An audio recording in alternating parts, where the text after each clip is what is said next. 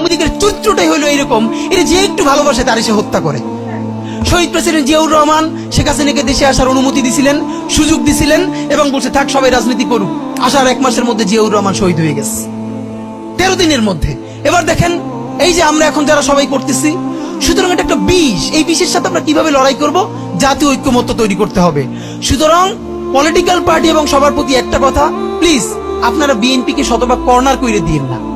BNP এই আধিপত্যবাদ বিরোধী লড়াইয়ের জন্য আমাদের একটা বড় শক্তি। এই শক্তিকে এত বেশি কর্নার করা যাবে না যাতে তারা গিয়ে আওয়ামী লীগের হাত ধরে ফেলে।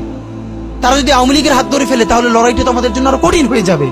বরং বিএনপির প্রতি আমাদের চ্যালেঞ্জ হলো, যেই বিএনপি বাকশালী সংবিধানের প্রতি প্রেম দেখাবে তারে শহীদ জিয়ার ছবিটা সামনে এনে বলতে হবে যে এই বাকশালী সংবিধান তো জিয়াউর রহমানই ছুঁড়ে মারছিল।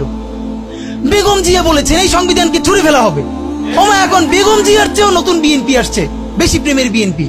যেই শহীদ প্রেসিডেন্ট জিয়াউর রহমান ইসলামোফোবিক জায়গা থেকে বাংলাদেশের মুসলমান, বাঙালি মুসলমান সব আইডিয়াকে ধারণ করে বাংলাদেশে জাতীয়তাবাদ তৈরি করলেন। এখন একটা নতুন বিএনপি গজাচ্ছে, কেউ চেষ্টা করতেছে পুরো বিএনপিটাকে একটা ইসলামোফোবিক বিএনপি করা। এ কি ভাই, ইসলামোফোবিক বিএনপি সে কোথায় যাবে? সে কি দিল্লি যাইতে চায়? আমরা আমাদের প্রথম চ্যালেঞ্জ হলো স্বাধীনতা সার্বভৌমত্ব রক্ষার স্বার্থে এই বিএনপিকে শহীদ জিয়ার কাছেই রাখতে হবে, এই বিএনপিকে বেগম জিয়ার কাছেই রাখতে হবে। নাম্বার 2, আমাদের সামনের নির্বাচনে ম্যান্ডেট কি হবে এইটা সুস্পষ্ট। জুলাই সনদের ভিত্তিতে যদি নির্বাচন না হয়, এই নির্বাচন আপনারা চাইলে করেন, আমরা কেউ ভোট দিতে যাব না। নাম্বার 3, সেই নির্বাচনের পরে সংসদের ম্যান্ডেট কি হবে? সংসদে জুলাইয়ের বর্তমান সনদে যেটা স্বাক্ষরিত হবে সবার ঐক্যমত্যের ভিত্তিতে, এটা নির্বাচনের আগে মানে সংবিধান সংশোধন করা ছাড়াই অধ্যাদেশের বলে বলে যেটা করা সম্ভব সেটা আগেই করে ফেলতে হবে এবং তাকে দিয়ে নির্বাচন করাইতে হবে। এবং আমাদের বিএনপির বন্ধুরা বলছেন 2 বছর সময় নিয়ে তারা সংসদে এইগুলো পাশ করাবেন। 2 বছর চলবে না, সর্বোচ্চ সময় 6 মাস। সংসদের প্রথম 6 মাসের মধ্যে জুলাই সনদের সমস্ত কথাগুলো সংবিধান ইনকর্পোরেট করতে হবে।